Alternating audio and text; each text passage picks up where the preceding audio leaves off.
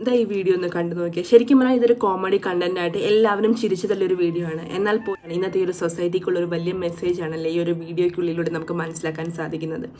ശരിക്കും ആ ഒരു സ്ത്രീ അവരുടെ ഒരു പോരായ്മ തന്റെ പാർട്ട്ണറിനെ തുറന്ന് കാണിക്കുന്ന ഒരു വീഡിയോ ആണല്ലേ ഇത്. നമ്മുടെയൊക്കെ ഒരു ലൈഫിൽ നമ്മൾ എല്ലാവരും ചെയ്യുന്ന ഒരു വലിയ മിസ്റ്റേക്കാണ്. നമ്മളൊരു റിലേഷൻഷിപ്പിലേക്ക് എൻ്റർ ചെയ്യുന്ന സമയത്ത് നമ്മൾ ഒരുപാട് എക്സ്പെക്റ്റേഷനുമായിട്ടാണ് ചെല്ലുന്നത്. ആ ഒരു എക്സ്പെക്റ്റേഷൻ നമുക്ക് മീറ്റ് ചെയ്യാൻ സാധിക്കുന്നില്ല. മാരേജിന് ശേഷം നമുക്ക് ആ ഒരു എക്സ്പെക്റ്റേഷൻ മീറ്റ് ചെയ്യാൻ സാധിക്കുന്നില്ലെങ്കിൽ പ്രശ്നങ്ങൾ അവിടെ തുടങ്ങിയാണ്. അതൊരു പക്ഷേ ഡിവോഴ്സ് വരെ എത്താറുണ്ടല്ലേ.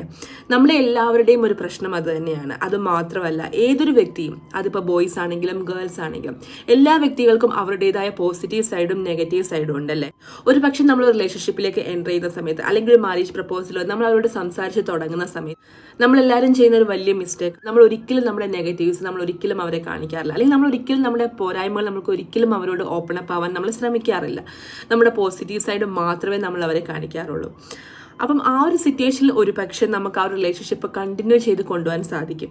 ഒരു പക്ഷേ എല്ലാവരും ചിന്തിക്കുന്ന ഒരു കാര്യം, നമ്മൾ ആ ഒരു നെഗറ്റീവ്സ് കാണിച്ചാൽ ഒരു പക്ഷേ അത് അവർക്ക് അക്സെപ്റ്റ് ചെയ്യാൻ സാധിക്കില്ല, അതുകൊണ്ട് തന്നെ ആ ഒരു റിലേഷൻഷിപ്പ് അവിടെ ബ്രേക്ക് ആവാൻ ചാൻസ് ഉണ്ട് എന്നുള്ളൊരു ചിന്തയൊക്കെ ആയിരിക്കാം അതിനുള്ള റീസൺ.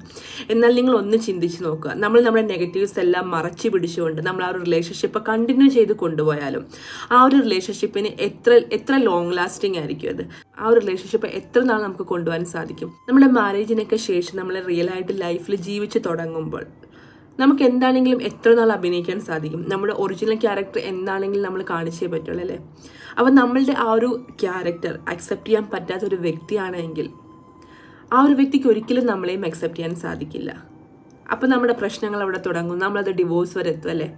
ഒരു പക്ഷെ നമ്മൾ റൈറ്റ് ഡിസിഷൻ റൈറ്റ് ടൈമിൽ എടുത്തിരുന്നുവെങ്കിൽ ഒരു പക്ഷെ നമുക്ക് മ്യൂച്വലി സംസാരിച്ച് ആ ഒരു റിലേഷൻഷിപ്പ് വേണ്ടാന്ന് വെച്ച് പോകാൻ സാധിക്കും.